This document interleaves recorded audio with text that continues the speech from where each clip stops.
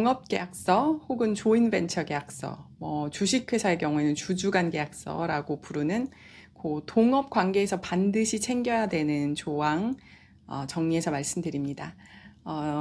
계약서는 제가 항상 강조하는 게 기본 골자가 의무 이행 명확하게 기재하고 의무 이행의 시기 명확하게 특정하고 그 다음에 서로 안 지켰을 때 어떻게 할 것인가 그 부분을 명확하게 하는 게 가장 중요하다. 그렇게 하면 명확하기 때문에 분쟁이 안 생긴다. 이런 말씀 계속 드리고 있습니다.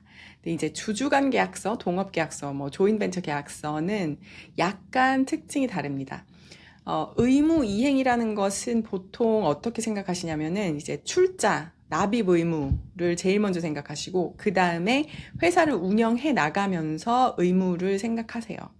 예를 들어 볼게요. A는 돈이 있어요. 그래서 돈으로 출자를 하고 B는 설비가 있어요. 그래서 설비로 현물 출자하고 C는 지식재산권이 있어요. 그래서 특허라고 해볼게요. 그걸로 현물 출자를 해서 셋이 이제 동업, 조인벤처의 형태로 주식회사를 설립을 했습니다. 그러면 첫 번째 납입 의무를 기재를 하겠고 두 번째는 이 회사를 운영해 나가면서 ABC는 어떻게 한다. 요런 의무를 특정하고 이행 시기를 정하고 서로 공조를 어떻게 한다. 이런 얘기를 이제 생각을 하시죠. 여기서 절대 빠져서는 안 되는 내용이 각자의 지분을 팔 때 남은 사람들이 손해보지 않도록 하는 조항입니다. 동업이라는 거는 사실 A 입장에서 생각해보면 나는 B하고 C가 있기 때문에 내 돈을 그만큼 투자를 할 수 있었던 거고 B 입장에서도 마찬가지고 C도 마찬가지입니다. 그런데 나 모르게 내 파트너가 갑자기 지분을 팔고 없어져 버리면은 내가 황당해지겠죠. 그때 나한테 먼저 상의하라거나 그렇게 하지 못하게 하는 조항을 넣는 게 이 동업계약서, 이 조인벤처 계약서에 반드시 들어가야 되는 내용입니다. 크게 4가지 내용으로 구성을 할 수가 있습니다. 첫 번째는 아주 단순하게 우리 5년 동안은 혹은 3년 동안은 지분 절대 제3자한테 팔지 못하도록 하자. 팔면은 그거 무효로 하기로 하자. 이런 식으로 락업 딱 묶어놓는 경우가 있어요. 그 다음에 두 번째로는 팔려면 나한테 먼저 얘기해줘 라고 공유 지분권자, 즉 이제 파트너한테 먼저 물어봐 주는 거죠. 너 이거 살래? 나 이제 회사 그만하고 싶어. 그러면 이 남아있는 지분권자들은 파트너를 잃어버리는 리스크 플러스 내가 너무 싫어하는 혹은 내가 전혀 알지 못해서 좀 불안한 그런 다른 파트너가 공유 지분권자로 들어오는 그런 리스크를 좀 피해갈 수 있겠죠. 햇빛이 드네요. 그래서 이런 걸 보고 우선 매수 청구권이라고 합니다. 매수를 우선적으로 할 수 있게 청구할 수 있는 권리를 주는 거죠. 부동산 경매하시는 분들은 좀 들어보셨을 거예요. 경매할 때 공유지분권자한테 우선적으로 매수할 수 있는 권리를 줍니다. 그거하고 맥락이 같다고 생각하시면 됩니다. 그리고 이제 반대로 이거는 보통 이제 어떤 한쪽이 대주주인 경우에 많이 사용되는데요. 대주주권자가 지분을 팔 때 나머지 소수지분권자가 그럼 나도 팔래 이렇게 할 수 있는 권리를 부여하는 거예요. 예를 들어서 제가 이재용 형님하고 같이 동업을 하게 됐습니다. 그래서 제 친구한테 나 이재용 형님하고 같이 반도체 동업하기로 했어. 너도 할래? 그랬더니 제 친구가 나도 그럼 할래. 그래서 10억이라는 돈을 투자를 했어요.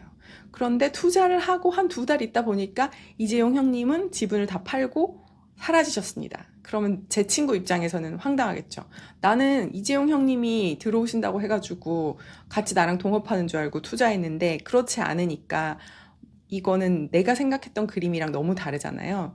그런 경우에 대주주권자가 지분을 팔 때는 반드시 내 지분도 같이 얼마 이런 방식으로 같이 판매한다 라는 내용을 이제 계약서에 넣어두는 방식이죠. 반대도 있을 수 있습니다.